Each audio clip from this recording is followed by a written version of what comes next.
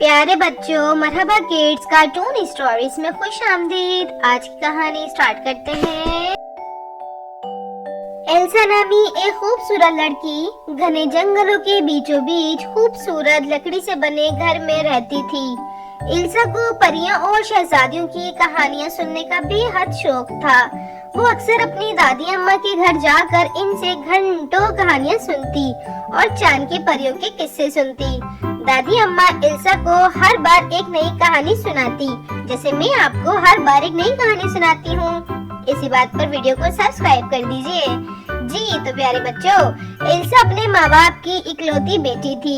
इसकी दादी अम्मा का घर इसके घर से कुछ ही फासले पर वाक़या था, जहाँ वो घंटों वक्त गुजारती। जंगल में रहने की वजह से एल्सा की गुलहरी से पक्की दोस्ती हो गई थी।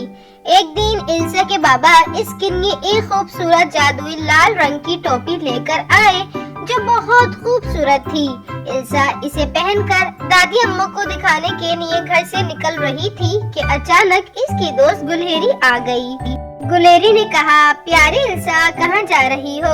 एल्सा बोली, मेरे बाबा जादुई टोपी लाए हैं, बस वो अपनी दादी अम्मा को दिखाने के लिए जा रही हूँ।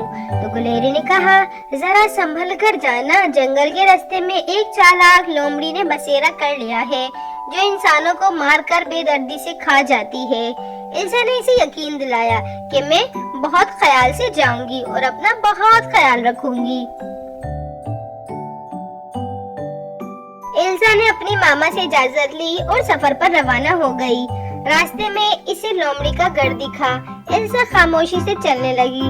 एल्सा की लाल टोपी देखकर लोमड़ी बोली, खूबसूरत लड़की, जरा मेरे पास तो आओ, तुम्हारी टोपी कितनी हसीन है, क्या मैं इसे करीब से देख सकती हूँ? एल्सा ने कहा, मुझे देर हो रही है, तुम मेरा रास्ता छोड़ दो, मैं तुमसे बात नहीं करना चाहती।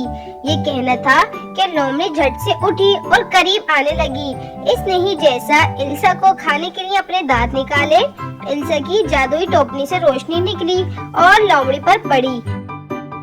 लोमड़ी फौरन रोशनी पड़ते ही एक भयानक चुड़ैल के रूप में तब्दील हो गई। एल्सा उसे देखकर बहुत घबरा गई। जादुई टोपी में से आवाज आई, डरो नहीं एल्सा, चुड़ैल का बहादुरी से मुकाबला करो। एल्सा की आंखें चमकने लगी। इसकी आंखों की चमक की रोशनी से चुड़ैल वहीं जलकर मर गई। एल्सा वापस नॉर्मल हो गई और दादी अम्मा के पास पहुंची। दादी जान ने जादुई टोपी की बहुत तारीफ की और कहा, तुम इस टोपी का बेहद ख्याल रखना, ये तुम्हारी हमेशा हिफाजत करेगी। एल्सा ने दादी अम्मा को लोमड़ी वाला सारा वाकया सुनाया। दादी अम्मा बहुत फिक्र हुई। उन्होंने रात में एल्सा को अपने घर ही रोक लिया और सुबह खुद एल्सा को अपनी हिफाजत के साथ छोड़कर आई। तो इस तरह एल्सा ने जादुई टोपी के जरिए अपनी और पूरे जंगल की चुड़ैल से निजात दिलवाई।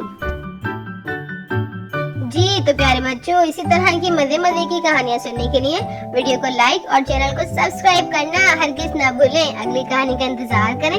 अपना बहुत ख्याल रखें। जब तक के लिए अल्लाह हाफिज।